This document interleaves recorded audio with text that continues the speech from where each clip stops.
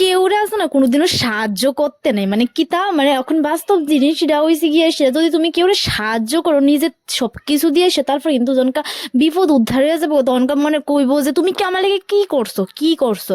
মানে আজকে এই কথাটা কহনের কারণটা কিন্তু অনেক কিছু আছে। তো আমি কিন্তু দেখো আজ এখন আমার শুধু ব্লগটি তোমরা এটাই দেখতে পারবো যে আমি যেতেছি শুধু বেড়াইতে মানে ঘুরতেছি, মানে শুধু আমি পাখির মতো এইখান থেকে এইখানে ঘুরতেছি। তো হঠাৎ কিন্তু আমি আসলাম এতদিন বাপের বাড়িতে। তো বাপের বাড়ির থেকে আমি আয়া পড়ছি, এবার যাবো ছোট্ট মাসির বাড়িতে এসে ছোট্ট মাসির বাড়ির থেকে এবার যাবো আমার মানে 2 নম্বর মাসির বাড়িতে। তো এদিকে যাওয়ার লেগে দেখো আগের থেকে কিন্তু সবকিছু রেডি করে লাইছে মাসি। এদিকে মানে রুটি, তারপর বাঁধাকপি একটা সবজি যাতে আমরা গাড়ির মধ্যে কোনো কিছু কিনা না খাই তাহলে কিন্তু এদিকে রেডি করে লাইছে। আর আমরা খাইয়াটা কিন্তু বাইরে গেছি, মানে গাড়ি শুধু একটার পর একটা পাল্টা নিয়ে যেতেছে, মানে এদিকে গাড়ি এত ভাইঙ্গা ভিঙ্গা যাওয়া লাগে মানে কি তা হইতাম বাড়ির কাছে আয়া বসছি। তারপরে দিয়ে রাস্তার কাজে লেগে অনেকক্ষণ দাঁড়ায় থাকুন লাগছে।